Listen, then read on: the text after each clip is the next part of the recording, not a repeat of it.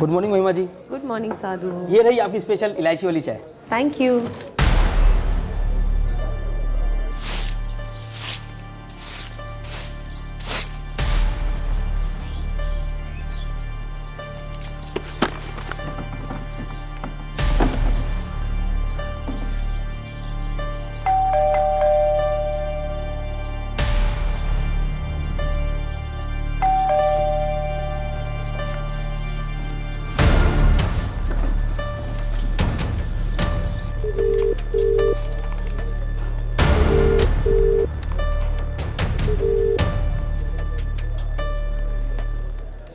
प्रकाश, ये महिमा जी आज ऑफिस नहीं आई, मुझे भी इन्फॉर्म नहीं किया।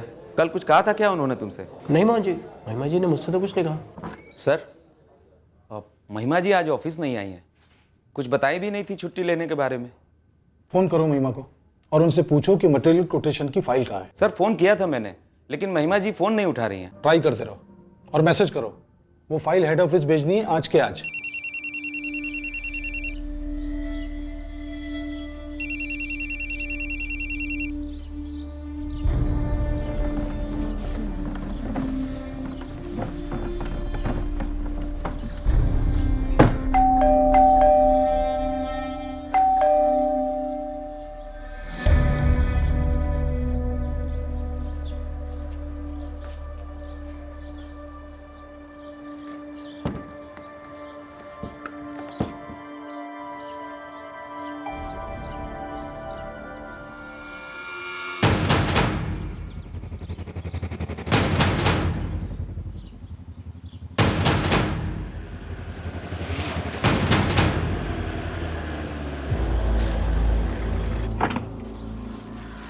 हम आप ही का इंतजार कर रहे थे। चाबी लाए हैं ना? चाबी?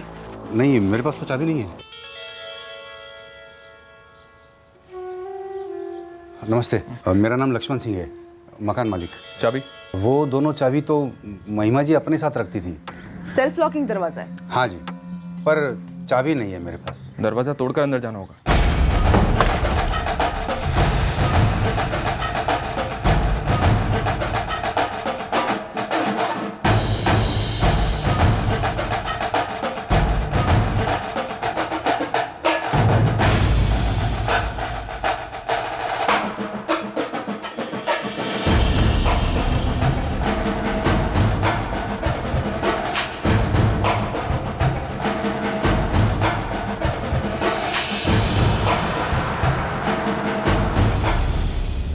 कल भी महिमा जी ने कचरे का डब्बा बाहर नहीं रखा साहब, आज भी नहीं रखा।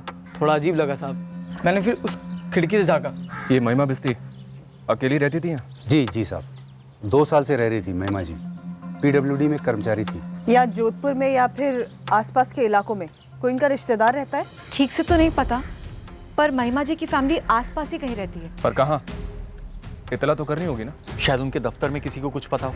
यहीं पास ही कुमारिया रोड पर है उनका दफ्तर।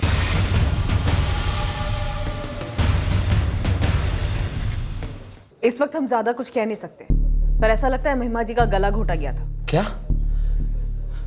हमने कल कितने फोन किए यहाँ से, वही मैं सोच रहा था। बिना बताए महिमा जी कभी छुट्टी लेती नहीं थी। मैडम जी, मुकेश बिस्ती महिमा का भाई है, उसमें नंबर और एड्रेस दोनों है। जी हाँ, मैं मुकेश बिस्ती बोल रहा हूँ। आप महिमा बिष्टी के बड़े भाई हैं मुकेश? हाँ जी, आप कौन? जोधपुर पुलिस। बापू, जोधपुर पुलिस का फोन था। किस लिए? वो महिमा नहीं रही। क्या?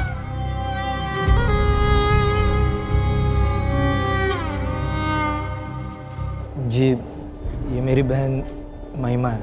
अभी पोस्टमार्टम करना बाकी है, उसके बाद आप लोग दाह संस्कार कर सकते हैं। लेकिन ये हुआ क्यों? किसने किया ये सब? अभी तहकीकात शुरू हुई है हेमचंद जी, हम बहुत जल्दी पता लगा लेंगे। लॉकर में कैश और सोना ज्यों का था, लैपटॉप, स्मार्टफोन, पर्स ज्यों के त्यों। लगता है एक भी चीज़ नहीं चुराई गई, लेकिन हाँ, सब चीज़ों को खोलकर ज़रूर देखा गया। क्या चोरी हुआ है, आप कुछ बता सकते हैं? हमें क्या पता उसके पास क्या था और क्या नहीं।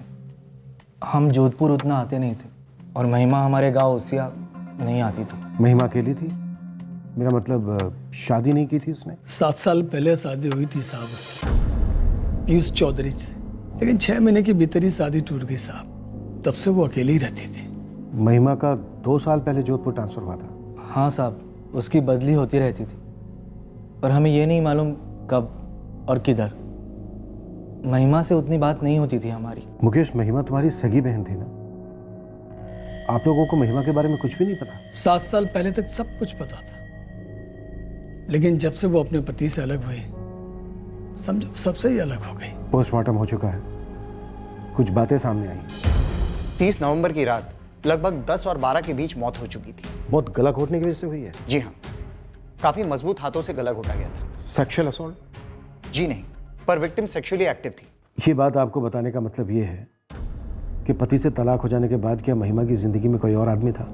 साहब, हमने आपको बताया ना, महिमा से उतनी बात नहीं होती थी हमारी। और ऐसा भी नहीं साहब कि हमारा उसके साथ कोई रिश्ता था ही नहीं। कभी कभार फोन पे बात हो जाती थी, और महिमा तो बहुत अच्छा कमाती भी थी साहब। कभी कभी हमारी मदद करने के लिए घर पे पैसे भी भेजती थी। आखिरी मुलाकात कब हुई थी आपकी महिमा से? कुछ 6 महीने पहले मिले होंगे।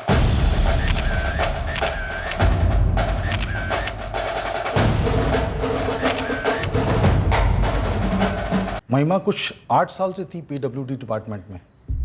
यहाँ जोधपुर आने से पहले शायद बाड़मेर में थी। जी, वो थी तो सीनियर क्लर्क, लेकिन मैनेजर की काबिलियत रखती थी, एकदम अप टू डेट, खास करके न्यू टेक्नोलॉजी को लेकर। आप तो जानते ही हैं सरकारी दफ्तर में बंदे कितना टाइम लेते हैं ये कंप्यूटर और ऑनलाइन के साथ एडजस्ट होने में। लेकिन महिमा बहुत जल्दी एक्सपर्ट हो गई थी और बड़े दिल से सब कुछ सिखाती भी थी। कोई सॉफ्टवेयर हो, ऐप हो, महिमा जी से पूछो। किसी को नया गैजेट खरीदना हो तो महिमा जी से पूछो। पर क्या महिमा की किसी के साथ कोई दुश्मनी थी? कोई झगड़ा हुआ था उसका कभी? नहीं है, ऐसा तो कुछ नहीं था। मेरे ख्याल से महिमा अकेली रहती थी, तो शायद कोई चोर डकैत। लगता तो नहीं कि घर से एक पैसा भी चुराया गया। 50,000 कैश, मोबाइल, पर्स, गहने, महिमा का लैपटॉप, सब वहीं का वहीं था। अजीब बात है ये तो। अच्छा, महिमा का कोई अफेयर था क्या? हमें तो बस इतना पता था कि कई सालों से वो सिंगल थी। जी, महिमा जी ने सामने से तो कभी कुछ बताया नहीं, सिर्फ इतना सुना था कि कुछ ही महीनों बाद उनकी शादी टूट गई थी। वो तो 7 साल पहले की बात है, मैं अभी की बात कर रहा हूँ। क्या अभी उसका कोई अफेयर था? ऑफिस में तो ऐसा कुछ नहीं था, कम से कम हमें तो नहीं पता। और सर, हमें नहीं पता मतलब नहीं होगा। और फिर बाहर क्या हो रहा था, क्या नहीं हो रहा था, ये हम कैसे जानेंगे? महिमा की ड्यूटी यहाँ 8 घंटे की थी और दिन में तो 24 घंटे होते। नहीं मैडम, मैंने कभी इतनी बारीकी से तो देखा नहीं। चावल में कंकड़ ढूंढने की बात नहीं हो रही है शंकर, मोहल्ले में आने वाले आदमी की बात हो रही है। कभी कोई कार, ऑटो या बाइक से आया हो पिक करने या फिर ड्रॉप करने? नहीं मैडम, आप लक्ष्मण जी से पूछ लीजिए। वैसे भी मकान मालिकों की नज़र ज़्यादा तेज होती है। महिमा जी अकेली रहती थी साहब, किसी और को कभी देखा नहीं। साहब, हर घर का कचरा कुछ कहता है। मैं तो कचरा देखकर बता सकता हूँ साहब कि घर में कितने लोग रहते हैं। तू सिर्फ कचरा नहीं देखता रघु, औरों के घर की खिड़की के अंदर झांक कर भी देखता है। साहब, मुझे सच में चिंता हुई उनकी। चिंता तो मुझे तेरी हो रही है रघु, कि तू मुंह क्यों नहीं खोल रहा है। साहब, रघु सच सच बता दे, 30 नवंबर की रात को महिमा बिस्ती से मिलने कौन आया था? 30 नवंबर क्या, इस एकता कॉलोनी में कभी रात में आता ही नहीं हूँ। मेरी तो दिन की ड्यूटी होती है। नमस्कार परमार साहब। और घनश्याम, क्या हाल है? बढ़िया सर जी, आप कैसे हैं? कैसे याद किया? 2 साल पहले अग्रीमेंट बनाते वक्त आपकी महिमा जी से बात हुई थी किसी आदमी के रहने को लेकर? कभी नहीं। कहती थी सिंगल हैं और सिंगल ही रहती थी। आप टाइम टू टाइम नजर रखते आए हैं? नहीं जी, बिल्कुल नहीं। देखिए, सरकारी नौकरी कर रही थी महिमा जी, काफ़ी डिसेंट औरत थी, तो ये नज़र रखने का तो सवाल ही पैदा नहीं होता। ऊपर से किराया मांगने के लिए कभी घर पर जाने की जरूरत नहीं पड़ती थी। तो वो आपके घर आती थी? किराया कैसे देती थी, कैश या बाय चेक? हर महीने की पहली तारीख को सीधे ऑनलाइन ट्रांसफ़र कर देती थी। मेरे घर कभी नहीं आई। लेकिन कोई उस घर में जरूर आया था जो कि अजनबी नहीं था, और उसने ऐसा दिखाने की कोशिश की जैसे कि घर को लूटा गया हो, लेकिन लूटा कुछ नहीं गया। माजरा कुछ और ही है लक्ष्मण जी, कोई बॉयफ्रेंड प्रेमी वाला एंगल मजबूत लग रहा है। क्या आप ऐसे किसी को जानते हैं? नहीं, मुझे तो नहीं पता, पर हाँ, वहाँ अंबिका जी रहती हैं पड़ोस में, हाउसवाइफ हैं। आपकी बात हुई उनसे? सर, महिमा के मोबाइल के कॉलेज को खंगाला। ज्यादातर लोगों से फोन करते नहीं थे और ना ही वो किसी को करती थी। वैसे भी कल तक कॉल रिकॉर्ड्स आ जाएंगे। सर, मुझे एक बात खटक रही है। महिमा की सैलरी थी सिर्फ 21,000। मकान मालिक लक्ष्मण को किराया देती थी 4,500।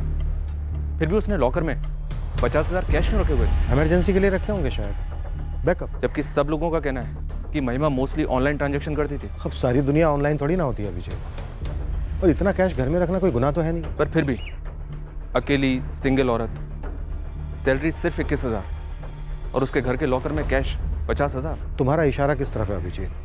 मतलब ये गलत पैसा था, रिश्वत विश्वत? सरकारी नौकरी थी सर। निधि, महिमा के लैपटॉप में कुछ मिला? मर्डर की तरफ इशारा करे ऐसा तो कुछ नहीं मिला सर। फिर भी मैं महिमा की पड़ोसी अंबिका से बात करती हूँ। वैसे मैंने देखा तो नहीं कभी किसी को महिमा के घर आते हुए। कभी कुछ सुना हो? I mean, महिमा ने आपसे कभी कुछ कहा हो? एक बार मैंने उससे पूछा था कि शादी क्यों नहीं की, तो ये कहकर बात काट दी कि शादी हुई थी कुछ साल पहले पर टिकी नहीं। उसके आगे तो आपने कुछ पूछा होगा ना, या फिर महिमा ने आपसे कुछ कहा हो? ना मैंने आगे कुछ पूछा और ना महिमा ने कुछ बताया। देखिए अंबिका जी, दिमाग पे थोड़ा जोर डालिए। कभी ऐसी गपशप करते हुए कुछ बताया हो महिमा ने? किसी में कोई इंटरेस्ट, कॉलोनी का कोई आदमी या फिर ऑफिस का कोई कलीग?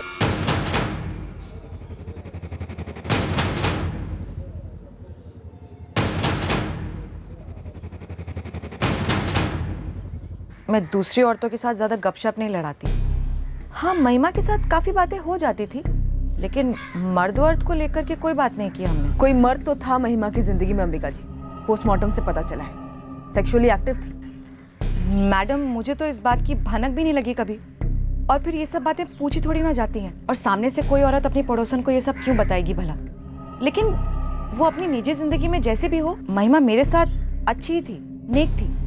सामने से उसने कई बार पूछा भी मुझसे कि पैसों वैसों की जरूरत हो तो बताना। पैसों की जरूरत? हाँ, मतलब लोन वगैरह चाहिए हो तो। अच्छा अंबिका, कभी तुम्हें पैसों की ज़रूरत हो या फिर कोई लोन वोन चाहिए तो मुझसे कहना, इंतज़ाम कर सकती हूँ। अच्छा ठीक है, मैं इनसे बात करके तुम्हें बताती हूँ। ऐसे ही घर पे चाय के लिए बुलाया और फिर लोन ऑफर किया आपके बिना पूछे? वो 6 महीने पहले हमने अपने पूरे घर की मरम्मत कराई थी, जिसके लिए हमने लोन लिया था। बस मैं इस बात का जिक्र कर रही थी महिमा से, तब उसने मुझे बोला था कि अगर पैसों की ज़रूरत हो तो वो लोन दे सकती है। मतलब महिमा ने सामने से लोन ऑफर किया?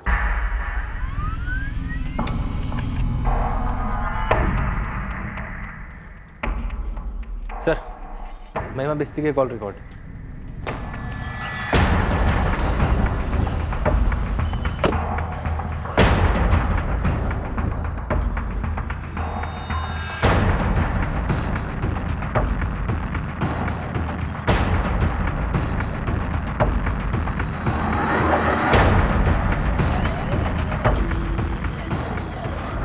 साढ़े 4,000 किराया था महीने का, एग्रीमेंट में भी लिखा है। और 2 साल से एग्रीमेंट बदला नहीं और ना ही किराया बदला। जी, वो अकेली रहती थी इसलिए मैंने किराया बढ़ाया नहीं। आपने हमसे ये भी कहा कि महिमा हर महीने की पहली तारीख को अपना किराया बराबर से ऑनलाइन ट्रांसफ़र कर देती। जी। पक्का हर महीने की पहली तारीख को? दरअसल वो 8 महीने पहले महिमा जी ने मुझे पूरे साल का किराया एक साथ एडवांस में दे दिया था, जब मुझे कुछ पैसों की ज़रूरत थी। तो ये बात आपने हमें पहले क्यों नहीं बताई? 8 महीने पहले तक तो ऐसे ही हर महीने के महीने ट्रांसफ़र करती थी। फिर 8 महीने पहले पूरे 1 साल का किराया एडवांस में दे दिया? जी। कैश में? हाँ। जो औरत हर पेमेंट को ऑनलाइन ट्रांसफर करना पसंद करती थी, वो अचानक से कैश देने लगी, क्यों? महिमा जी के पास थे, उन्होंने दिए तो मैंने ले लिए। मैं भला उनसे क्यों पूछता है? पर हम पूछ रहे हैं लक्ष्मण जी, हम पूछ रहे हैं। 1 साल का किराया मतलब 54,000 रुपए। आप सोच कर बताइए, महिमा बिस्ती ने आपको इतना ही कैश दिया या इससे ज्यादा? थोड़ा ज़्यादा, मतलब लोन दिया था महिमा जी ने मुझे। मतलब महिमा ने सामने से लोन ऑफर किया? हाँ, और महिमा ने मुझे ये भी बताया था कि उसने अपने मकान मालिक लक्ष्मण जी को भी लोन दिया है। वो जो लक्ष्मण जी है ना, उन्हें 2.5 लाख रुपए की जरूरत थी, मैंने तुरंत दे दिए। तुम्हें चाहिए तो तुम्हें भी दे सकती हूँ। लेकिन मुझे ज़रूरत नहीं थी, क्योंकि मेरे हस्बैंड का तो बैंक से ही लोन हो गया था। महिमा लोन देने का भी काम करती थी? आपने कभी पूछा नहीं कि इतने पैसों का इंतजाम वो कहाँ से करती है? अब मैडम, जिस गांव जाना नहीं है उसका पता क्यों पूछती मैं? दरअसल मैंने एक फ्लैट बुक किया था जिसके लिए मुझे कुछ पैसों की ज़रूरत थी। महिमा जी सोच रहा था कि बैंक से 4 लाख रुपए का लोन ले लूँ, लेकिन अगर आप 1 साल का किराया एडवांस में देती हैं और कुछ यहाँ वहाँ से जुटा लूँ तो सिर्फ 2.5 लाख का लोन लेना पड़ेगा। आप बैंक से 2.5 लाख का लोन लेने की सोच रहे हैं? हाँ, मतलब अगर आप 1 साल का किराया एडवांस में दे सकती हैं तो। हाँ, तो मैं आपको 1 साल का किराया और 2.5 लाख का लोन दोनों दे सकती हूँ। क्या? हाँ, और ब्याज भी बैंक से कम लोगे। सालाना सिर्फ 6% ब्याज ले रही थी महिमा जी मुझसे, जो मैं उन्हें महीने के महीने दे देता था। कैश या ऑनलाइन ट्रांसफर? ऑनलाइन ट्रांसफ़र तो मुझे नहीं आता। हाँ, ये जीएसटी के बाद थोड़ा बहुत सीख गया हूँ, पर महिमा जी भी ब्याज कैश में ही चाहती थी। तो लोन देने के लिए इतना कैश आता कहाँ से था महिमा बेस्ती के पास? वो तो मुझे नहीं मालूम। पर यह मालूम था कि सारा पैसा कैश में लिया है, तो उसका कोई प्रूफ तो है नहीं। चूंकि महिमा मर चुकी है तो अब पैसा लौटाने की भी जरूरत नहीं है। नहीं साहब, ऐसा नहीं है। तो फिर कैसा है लक्ष्मण सिंह? उसकी फैमिली को पता नहीं कि महिमा क्या करती थी, कैसे करती थी, तो सोचा महिमा को मार देते हैं। उसके बाद ब्याज तो दूर, लाखों का लोन भी माफ हो जाएगा। लाखों क्या, करोड़ों का भी फायदा होता ना तो मैं किसी को नहीं मारता। एक सीधा सा बिजनेसमैन हूँ, यहीं जोधपुर में घंटाघर के पास दुकान है मेरी। पैसों के लिए मैं किसी का खून कर दूं, ऐसा आदमी नहीं हूं मैं। तो फिर ऐसा आदमी और कौन हो सकता है लक्ष्मण? साहब मैं क्या जानूं। महिमा जी मेरी किराएदार थी, इससे आगे मेरा उनके साथ कोई वास्ता नहीं था, कोई रिश्ता नहीं था। तो फिर किसका वास्ता था, किसका रिश्ता था लक्ष्मण सिंह? अरे नाम वाम छोड़िए, काम बोलिए जी। काम फोन आपने किया है, बोलो क्या चाहिए? गाड़ी चाहिए? तू चाहिए। अब चाहे तू गाड़ी में आ, चल के आ, दौड़ के आ या उड़ के आ, लेकिन अभी आ जा। एकता नगर पुलिस थाना। किस सिलसिले में साहब? अधूरा सिलसिला है, नाम है महिमा बिस्ती मर्डर केस। जानता है ना तू महिमा बिस्ती को? हाँ साहब जानता हूँ, वो PWD वाली मैडम ना, बड़ा अखबार में मैंने। अब नाम बोलेगा? मैं निकुंज राणा। और मैं सब इंस्पेक्टर अभिजीत कुमार। चल अब जल्दी आ जा। लेकिन मैंने तो सब इंस्पेक्टर कुमार को महिमा की सैलरी की सारी डिटेल्स दे दी थी। अर्जुन जी, सैलरी, बोनस सब मिलाकर साल का ज्यादा से ज्यादा 3 लाख रुपए कमाती थी महिमा। तो अपने मकान मालिक लक्ष्मण को 2.5 लाख लोन कैसे दी, वो भी कैश? और मर्डर के बाद उसके घर से 50,000 और कैश मिले। महिमा की सैलरी का सारा पैसा उसके बैंक अकाउंट में वैसे के वैसा ही, सिर्फ बिल्स ऑनलाइन पे हुए। तो इतना कैश आता कहाँ से था? क्या वो घूस लेती थी? नहीं, नामुमकिन है ये तो। इतना भरोसा नहीं, मतलब एक तो ट्रैक रिकॉर्ड, महिमा के बारे में कभी कोई ऐसी बात अफवाह के तौर पे भी नहीं उड़ी थी। और दूसरी बात ये कि महिमा जिस पोजीशन में थी तो संभावना ही नहीं उठती थी कि कोई आदमी उसे किसी ऐसे काम के लिए कोई घूस ऑफर करे। तो फिर डीमोनेटाइजेशन के बाद भी नए नोटों में इतना सारा पैसा, वो भी कैश में, महिमा जी कहाँ से लोन दे रही थी? नहीं, वो तो मुझे नहीं पता। लोन? हाँ, लोन, कैश। हाँ, याद आया, महिमा जी ने लोन तो दिया था। आपको भी लोन दिया था मोहन जी? मुझे नहीं, प्रकाश गाड़ी ले रहा था। जी मैडम, महिमा जी ने मुझे लोन दिया था। कितना?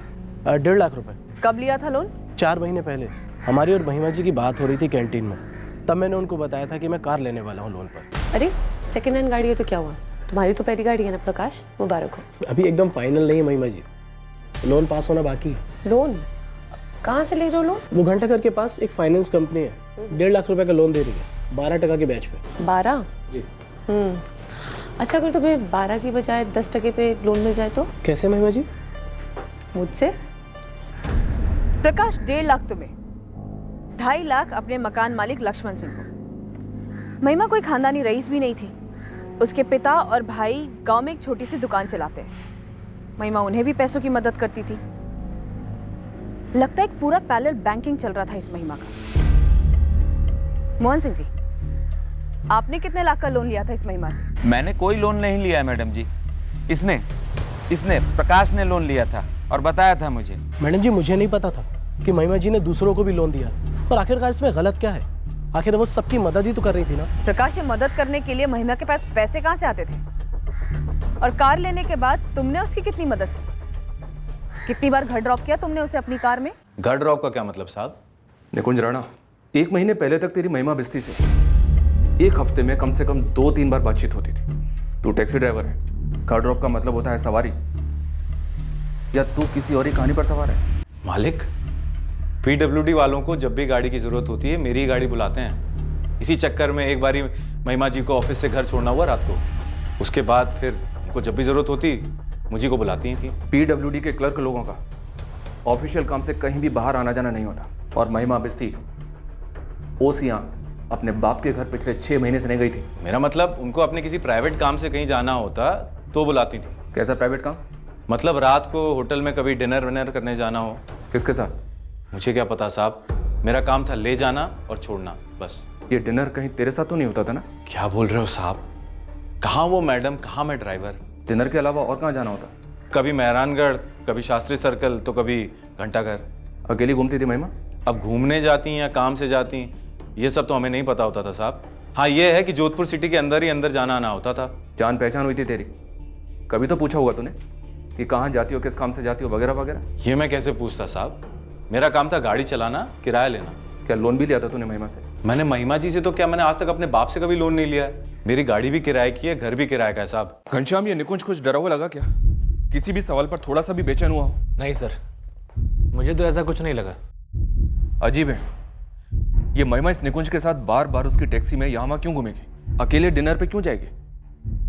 मुझे ऐसा लग रहा है कि निकुंज झूठ बोल रहा है। हो सकता है सर। अब कहते हैं तो अपने खबरी को निकुंज के पीछे लगा देता हूँ। लगा दो। ये निकुंज महिमा के फोन रिकॉर्ड से मिली एक संदेहजनक कड़ी है। और एक काम करो, इस निकुंज के फोन की लोकेशन रिपोर्ट भी निकलवाओ। Okay sir. वैसे 30 नवंबर की रात को इस महिमा और निकुंज के बीच कोई बातचीत तो नहीं हुई थी? क्या महिमा बिश्ती वाकई में इतनी रहस्यमयी औरत थी? ढेर सारे पैसे का लेन देन था उसका, पर किसी को ये नहीं मालूम कि इतना सारा पैसा उसके पास आता कहां से था। सर, इतने सारे लोगों में कह पाना मुश्किल है कि कौन झूठ बोल रहा है और कौन छुपा रहा है। सर, मकान मालिक लक्ष्मण सिंह और ऑफिस कलीग प्रकाश वाजपेयी, ये दो देनदार तो हमारे सामने हैं। हो सकता है कि इनसे भी कई ज्यादा बड़े देनदार हों जो महिमा को लोन वापस ना करना चाहते। मुमकिन। रहस्य नंबर 1, महिमा के पास इतना सारा पैसा आता कहां से था? महिमा ऐसा क्या करती थी? रहस्य नंबर 2, महिमा सेक्सुअली एक्टिव थी, तो उसका प्रेमी कौन था? सर, मकान मालिक लक्ष्मण सिंह। उसके पीछे एक आदमी लगाए तो है, बट अभी तक ऐसा कुछ पता नहीं चला है जो उसे इस केस के साथ कनेक्ट करे। और रही बात महिमा बिस्ती की पर्सनल लाइफ की, तो उसके प्रेमी के बारे में लीड मिलना थोड़ा मुश्किल है। कैब ड्राइवर निकुंज राणा? कुछ ना कुछ झोल तो जरूर है सर। समझ में नहीं आ रहा है कि महिमा बिस्ती अकेली टैक्सी में किसके पास जाती होगी। पूरे चांसेस हैं कि ऑफिस का कोई इन्वॉल्व था महिमा के साथ, पर कौन? महिमा के पास कहीं से ढेर सारा पैसा आ रहा, पर कहां से? 30 नवंबर की रात को कोई महिमा से मिलने उसके घर आया। जाहिर सी बात है सर, महिमा उसे जानती थी, शायद बहुत अच्छी तरह से जानती थी, क्योंकि घर में जबरदस्ती घुसने के कहीं कोई निशान नहीं मिले सर। महिमा ने उस आदमी को घर के अंदर लिया। पोस्टमार्टम रिपोर्ट के अनुसार उस रात ना तो कोई सेक्सुअल असॉल्ट हुआ और ना ही कोई सेक्सुअल एक्टिविटी। बस उस शख्स ने मजबूती से महिमा का गला दबाकर उसका कत्ल कर दिया। और ये सब हुआ रात 10 और 12 के बीच। शायद मकसद कत्ल का ही था सर। पहले महिमा का कत्ल किया गया, उसके बाद घर के लॉकर अलमारी सब खोले गए ताकि लगे कि चोरी के लिए मर्डर किया गया, पर दरअसल चुराया कुछ भी नहीं गया। सर, अगर हमें गुमराह करने के लिए हमारी आंखों में चोरी की धूल झोंकी जा रही है, तो कातिल कुछ तो चुराता, कुछ तो। राइट, पर ऐसा कुछ भी नहीं हुआ। सब कुछ वैसे का वैसा ही था। शायद हत्यारा कुछ और ही ढूंढ रहा हो। मतलब कुछ ऐसा जिससे शायद महिमा उसे ब्लैकमेल कर रही हो? क्या हो सकता है ऐसा?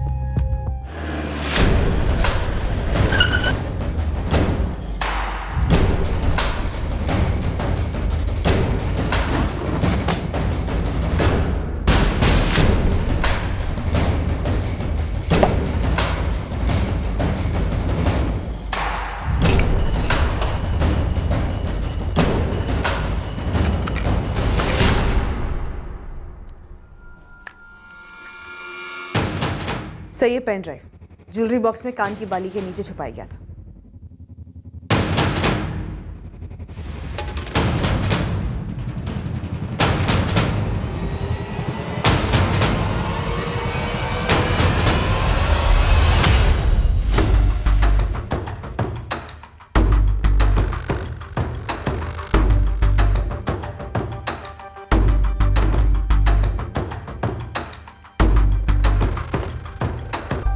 इस आदमी को शायद मालूम नहीं था कि महिमा उनके प्राइवेट मोमेंट रिकॉर्ड कर रही है। सर, एक और वीडियो है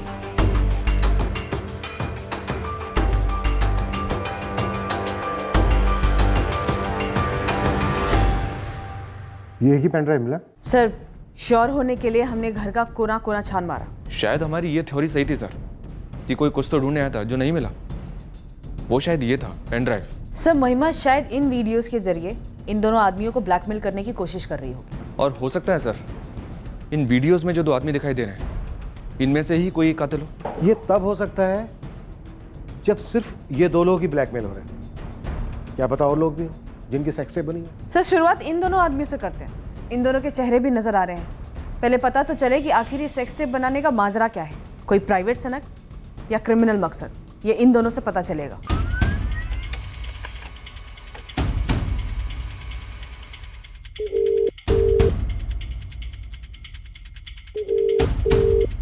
नमस्कार परमार साहब। नमस्ते घनश्याम, क्या हालचाल? बस परमार साहब लगे हैं महिमा बिस्ती केस में। मिला कोई? 2 बंदे तो भरे हैं इस केस में, अब देखते हैं कब हाथ लगते हैं। हेलो जी, जी हाँ, अविनाश पुनिया बोल रहा हूँ जी। जी हाँ, मैं ही उस होटल का ओनर हूँ।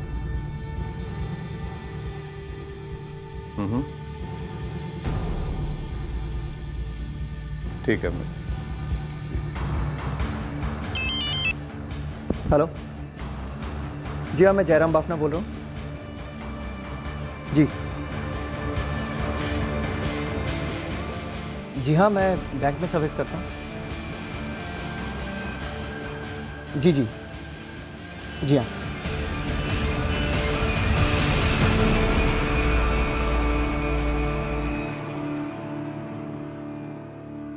जी हाँ, ये मैं ही हूँ। आपके बारे में पता लगाने में हमें ज़्यादा वक्त नहीं लगा जयराम बाफना। जानता था, बिल्कुल जानता था। बल्कि महिमा की मौत के बारे में मैंने पेपर में भी पढ़ा था। मौत नहीं, मर्डर। कहाँ मिले थे महिमा से? अपने होटल के रेस्टोरेंट में मिला था मैं पहली बार महिमा से। महिमा बिस्ती का हमारे बैंक में अकाउंट था सर, इसलिए जानता था उसे। ये भी जानते थे ना कि महिमा का मर्डर हो चुका है 5 दिन पहले? जी, पढ़ा था। ये जो तस्वीर है जिससे हमने आपको ट्रेस किया, ये एक वीडियो रिकॉर्डिंग से ली। वो वीडियो रिकॉर्डिंग जिसमें आपकी और महिमा बिस्ती की प्राइवेट मुलाकात कैद है। सर, मैं समझ गया। इतना तो हम भी समझ गए जयराम बाफना कि आप काफी करीब थे महिमा के। करीब मतलब? हाँ, एक तरह से था। देखिए सर, आप जैसा सोच रहे हैं वैसा बिल्कुल नहीं है। उस टेप में हमने जो देखा वो सेक्स नहीं था। मैं ये नहीं कह रहा हूँ कि वो सेक्स नहीं था, पर उसके अलावा और कुछ नहीं था सर। कोई इमोशनल बंधन नहीं, कोई कमिटमेंट नहीं। महिमा अट्रैक्टिव थी, उसने मुझे सिग्नल दिए। वो चाहती थी कि हम आगे बढ़ें और मैं भी। हम दोनों की इच्छा से हम साथ में वक्त बिताते थे। और दोनों की इच्छा से साथ में बिताए गए उस वक्त की रिकॉर्डिंग भी होती थी। मैं एक शादीशुदा आदमी हूँ, बच्चे हैं मेरे। मैं भला ऐसा वीडियो बनाने का खतरा मोल क्यों लूंगा? मतलब खतरा था महिमा से? मेरे और महिमा के बीच में जो भी जिस्मानी ताल्लुकात थे वो हमारी मर्जी से थे, लेकिन उसने ये वीडियो कब बनाया, कैसे बनाया, मुझे इसका बिल्कुल आइडिया नहीं। और उसके बाद ही तो ये सारा कुछ शुरू हुआ। क्या? ब्लैकमेल सर, और क्या। महिमा पैसे मांगती थी मुझसे सर, हजारों में नहीं, लाखों में। मुझे झटका उस वक्त लगा जब उसकी असलियत सामने आई।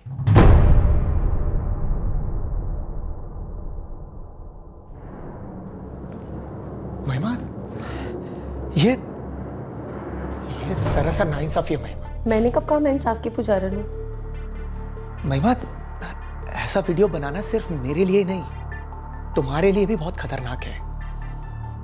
कहीं ये वीडियो ऑनलाइन चला गया, वायरल हो गया तो हम दोनों को बराबर का नुकसान हो जाएगा। मैं अपना देख लूंगी, तुम अपनी फिक्र करो। वैसे तुम्हारा नुकसान कम हो सकता है, गायब भी हो सकता है, और वो भी सस्ते में। सस्ते में? महिमा, महिमा ये क्या है? मजाक कर रही हो ना? 3 लाख कॉस्ट है, गलती गलती रहेगी, गले का फंदा नहीं बनेगी। 3 लाख क्या महिमा? 3? तुम मुझे ब्लैकमेल कर रही हो? अविनाश, इसे ब्लैकमेल मत कहो। तुम सोचो तुम मुझे कोई गिफ्ट दे रहे हो, और वैसे भी 3 लाख रुपए तुम्हारे लिए क्या है? तुम्हारे हाथों कम है ना? तो कहो कब दे रहे हो मुझे मेरा गिफ्ट? पहले 2 लाख, फिर 1 लाख, फिर और 1।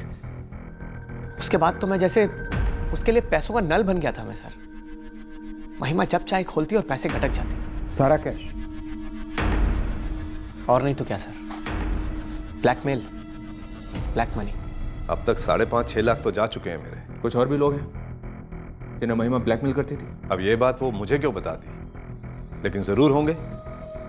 कसाई को एक ही बकरा थोड़े पालता है। और अपना गला बचाने के लिए तुम खुद कसाई बन गए और दबा दिया गला महिमा का। ब्लैकमेलिंग से छुटकारा पाने का यही तरीका था तुम्हारा? अगर उसे मारना ही होता तो जब पहले उसने 2 लाख की मांग की थी तभी मार डालता ना सर। जब महिमा के साथ ये रिश्ता शुरू हुआ था तब मैंने सपने में भी नहीं सोचा था कि कोई सौदा शुरू हो रहा है।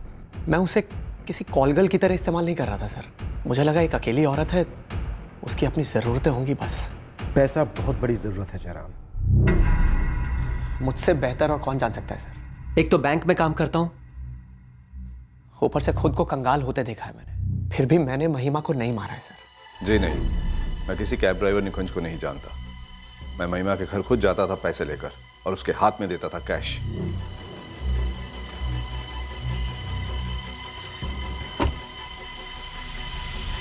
रहस्य नंबर 1 तो क्लियर हो गया कि महिमा अपना लोन बिजनेस कैसे चला रही थी। अविनाश पुनिया और जयराम बाफना, ये लोग खुद से तो सामने आए नहीं शिकायत लेकर, सब कुछ जानकर भी चुपचाप बैठे थे। हमने ढूंढ निकाला। हो सकता है और भी लोग हों जिनके वीडियोस बने हों। अविनाश और जयराम के पीछे आदमी लगाता हूँ। हालांकि मुझे भी लगता है कि कोई तीसरा भी होगा जिसका वीडियो बना होगा, और शायद उसी के लिए महिमा के घर को खंगाला गया। जो आदमी अपना वीडियो खोज रहा होगा उसे अपना वीडियो मिला होगा सर, लेकिन उसने इस वीडियो को पीछे छोड़ दिया। इसका मतलब सर, उस आदमी ने वो सारे वीडियोस वहां बैठकर देखे भी होंगे। लगता है हमें और गहराई में जाना होगा, पता करना होगा कि महिमा और कितने लोगों को ब्लैकमेल कर रही थी और कब से। कोई तो होगा जो महिमा की इन करतूतों से वाकिफ हो। और ताज्जुब की बात तो यह है कि महिमा ने इतने लोगों को लोन दे रखा था, लेकिन उनमें से आज तक कभी भी किसी ने भी महिमा से ये सवाल तक नहीं किया कि वो इतने पैसों का इंतजाम करती कहां से, वो भी कैश। सर गणेश खबरी का फोन आया था, उसे कैब ड्राइवर निकुंज राणा के पीछे लगाया था। निकुंज झूठ बोल रहा है ना? लगता तो ऐसे ही है सर। इस निकुंज के लिए महिमा सिर्फ एक पैसेंजर नहीं थी। गणेश ने बाकी के भी कैब ड्राइवर से बात की। सबका यही कहना है कि कुछ समय पहले वो ऐसी पी पाकर डींगे हाँक रहा था कि उसका किसी लेडी पैसेंजर के साथ चक्कर चल रहा है। मेरा काम था गाड़ी चलाना, किराया लेना, यही डायलॉग मारा था ना तूने। तो तेरे इस काम के बीच में काम अग्नि कहां से भड़क उठी निकुंज राणा। और ब्लैकमेल, ब्लैकमेल कोई काम नहीं, गुनाह है। देखिए, मैं मानता हूँ मेरा और महिमा मैडम का सिर्फ ड्राइवर और सवारी का रिश्ता नहीं था, लेकिन साहब ये ब्लैकमेल इससे मेरा कोई लेना देना नहीं है। ब्लैकमेल पर बाद में आते हैं, तू पहले अपनी लव स्टोरी सुना। साहब लव स्टोरी तो कोई थी नहीं, जो आपने कहा बिल्कुल सही है। काम अग्नि थी, दोनों तरफ भड़कती, तब मिलते हैं।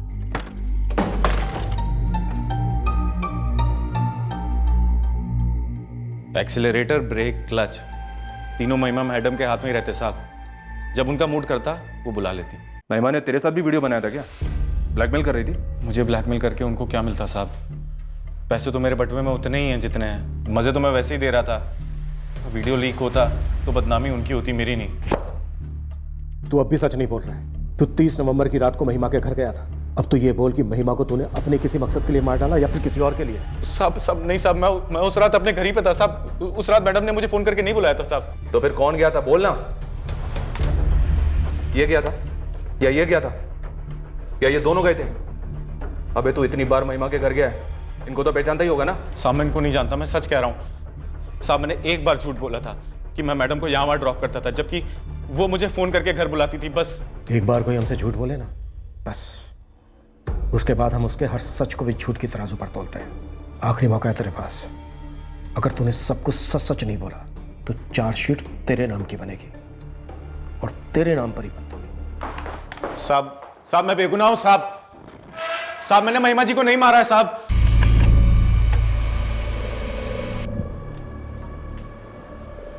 सर निकुंज राणा के फोन की लोकेशन 30 नवंबर की रात उसके घर की शो कर रही है, रोहिंगढ़ बस्ती। शातिर है, अपना फोन घर पर छोड़ा होगा, दूसरा और कोई फोन होगा। निधि मुझे पक्का लगता है या तो इस निकुंज ड्राइवर ने महिमा बिस्ती को मारा होगा या फिर ये निकुंज जैसा कुछ जानता है जो हम नहीं जानते।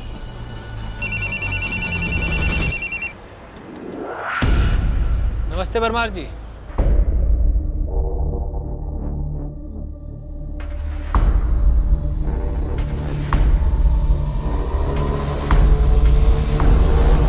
सर आपसे एक बात करनी थी महिमा बिस्ती मर्डर केस के बारे में। बोलो घनश्याम। कैलाश नगर पुलिस स्टेशन का एक रिटायर्ड कांस्टेबल है राजेश परमार। 2 साल पहले उसने वॉलंटरी रिटायरमेंट ली थी सर। अभी सिक्योरिटी गार्ड का काम करता है। कुछ बात करनी है उसके बारे में? सर ये जो महिमा बिस्ती का मर्डर केस है, मुझे लगता है राजेश परमार शायद उससे जुड़ा है।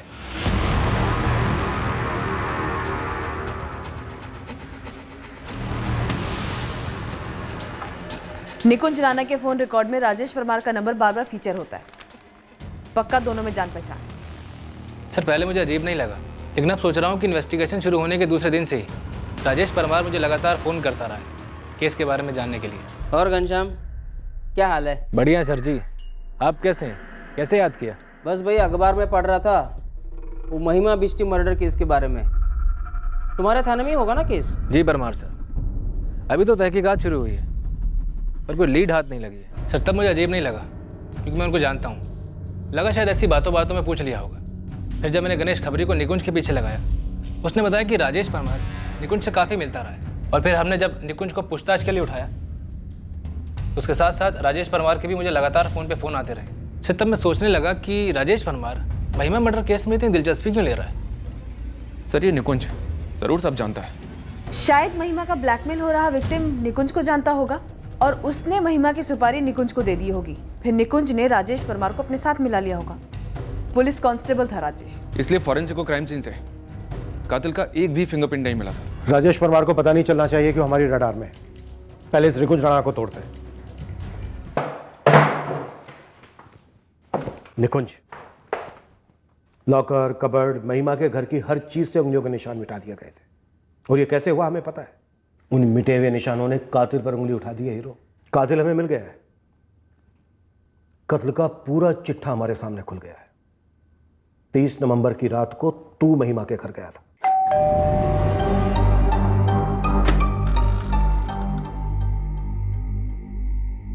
तुझे वहां पूरी ट्रेनिंग के साथ भेजा गया था। ऐसा दिखाने की कोशिश की गई जैसे चोरी हुई है, और चोरी हुई भी, लेकिन पैसों और गहनों की नहीं। सिर्फ 150 रुपए के एक पेन ड्राइव की जिसमें सेक्स टेप थी, जो महिमा ने बनाई थी किसी को झांसे में फंसाने की। और तुझे भी झांसे में फंसाया गया कत्ल करवाने के लिए। तूने सब जगह से उंगलियों के निशान मिटाए, बस एक गलती कर गया। एक जगह से हमें तेरी उंगलियों के निशान मिले, ये तुझे पता भी नहीं। ये क्राइम सीन से मिले तेरी उंगलियों के निशान है। चल हाथ दे, हाथ दे। नहीं साहब, हाथ दे। नहीं साहब, नहीं हाथ दे, बोला ना। नहीं साहब, हाथ दे। साहब मेरी उंगलियों के निशान वहां हो ही नहीं सकते साहब। साहब मैंने कुछ नहीं किया, मैंने नहीं मारा है महिमा जी को साहब। तूने, सिर्फ तूने मारा है महिमा को, और अब तू मरेगा फांसी के फंदे पर लटक कर। नहीं साहब, मैंने कोई कत्ल नहीं किया साहब। सबूत है हमारे पास। सब कत्ल का इरादा कभी था ही नहीं। महिमा जी नाराज हो गई, लेकिन उन्हें मारने का इरादा मेरा कभी नहीं था साहब। नाराज हो गई? हाँ साहब। क्यों नाराज हो गई? मैंने उनको कत्ल नहीं किया है साहब। मैंने नहीं मारा है किसी को साहब। अगर तूने नहीं मारा है तो फिर किसने मारा है? अब उन्होंने बोला था कि कुछ नहीं होगा, बस मुझे अपना मुंह बंद रखना होगा। किसने बोला था? राजेश परमार ने? हाँ साहब, वो परमार साहब मैडम जी पे बहुत गुस्सा हो गए। क्यों गुस्सा हो गया? साहब वो मैं परमार साहब को मैडम जी के घर लेके गया था। मैं परमार साहब को तब से जानता हूँ जब से वो कांस्टेबल थे। मैंने बताया उन्हें कि मैं कितने मज़े ले रहा हूँ, तो उन्होंने बोला उन्हें भी महिमा जी से मिलना है, देखना है।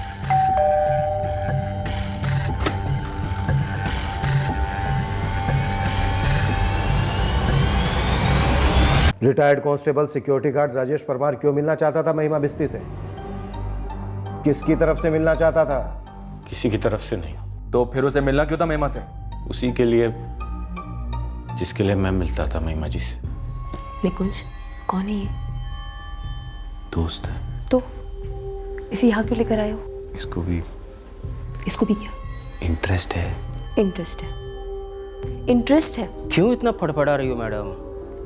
इसको यहाँ से लेकर जाओ। समझ के रखा है तुमने मुझे? मैडम, समझ वमझ तक क्यों जाना? जैसे निकुंज के साथ मजे करती हो वैसे हमारे साथ भी कर लो। चाहिए तो जो कुछ भी थोड़ा बहुत बनता है दे देंगे। इस घटिया आदमी को अभी के अभी मेरे घर से बाहर लेकर जाओ, और आज के बाद अपनी शक्ल दिखाने की जरूरत नहीं है मुझे। यहाँ पर हम सभी घटिया हैं। क्यों शराफत का नकाब ओढ़ के रखा है? उतार दो और हमें आजमा कर देखो। तजुर्बेकार घोड़ा लंबा दौड़ता है।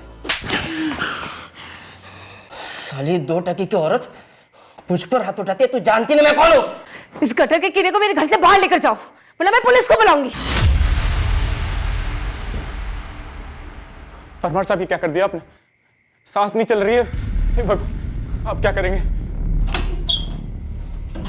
एक तरफ महिमा जी की लाश पड़ी थी और दूसरी तरफ परमार साहब शुरू हो गए। एक एक चीज खोलना बोलना, उसके बाद सारी चीजें साफ करना, पोंछना, अलमारी, लॉकर, सब। हम जब निकले वहां से परमार साहब बोले कुछ नहीं होगा, हम पर कभी नहीं आएगा। तूने जो जो बोला है वो सब दोबारा बोलना होगा अपने स्टेटमेंट में, और अपने दस्तखत करने होंगे। जो बोलोगे करूंगा साहब, लेकिन मैंने महिमा जी को नहीं मारा साहब, वो परमार ने मारा है, उसने मारा है साहब।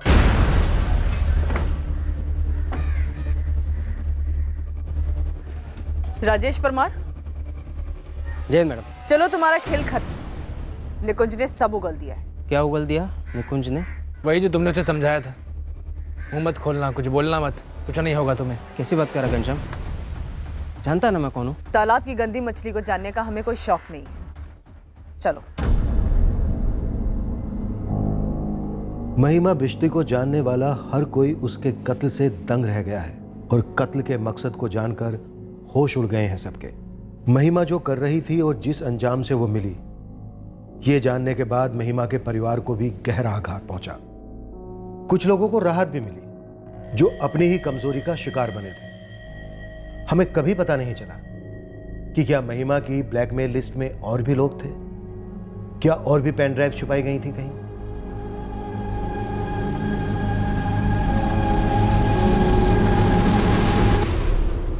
हम किसी के प्यार और जिस्मानी रिश्तों के फैसलों पर कोई आलोचना नहीं करना चाहते, लेकिन अगर ये फैसले ब्लैकमेल जैसे जुर्म को जन्म देते हैं तो ये बात केवल निजी नैतिकता तक सीमित नहीं रहती। वो जुर्म जुर्म है। दो बालिकों के बीच पूरी सहमति से बिताए गए करीबी पल केवल उन्हीं के होते हैं। उन्हें चुपके से रिकॉर्ड कर किसी को बदनामी की धमकी देना, उस पल को हथियार बनाकर पैसे ऐंठना या कुछ और करवाना, यह एक संगीन जुर्म है। फिर चाहे वो कोई मर्द करे या औरत, वो जुर्म जुर्म है। अपनी तन्हाई, अपनी लैंगिक इच्छाएं तृप्त करने के लिए महिमा ने जो भी किया, ये उसका निजी मामला था।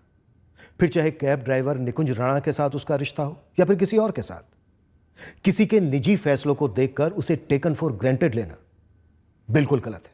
अपनी मानसिकता से उभरती जरूरतों को पूरा करने के लिए किसी और के चरित्र को हल्के में लेना, उसकी रजामंदी की परवाह ना करना किसी भी सूरत में सही नहीं हो सकता, जैसा कि इस केस में राजेश परमार ने किया। फिर मिलेंगे एक नए केस के साथ क्राइम पेट्रोल सतर्क में। जय हिंद।